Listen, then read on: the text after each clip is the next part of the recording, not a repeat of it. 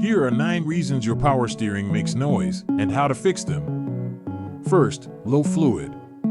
If the reservoir is low, the pump sucks in air and starts whining. Second, dirty fluid. Contaminated fluid loses lubrication and makes the system groan. Third, a worn power steering pump.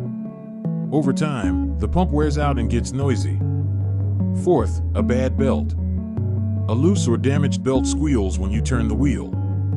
Fifth, a faulty rack or gearbox. If worn, you'll hear knocking or grinding when steering. Sixth, air bubbles. Air in the lines causes whining. Bleeding the system fixes it. Seventh, bad hoses. Cracked hoses leak fluid and starve the pump. Eighth, wrong fluid type. Using the wrong fluid can damage the whole system. And ninth, a bad pressure switch. If it fails, the pump works harder and makes noise. Fix these issues early, and your steering stays smooth and quiet.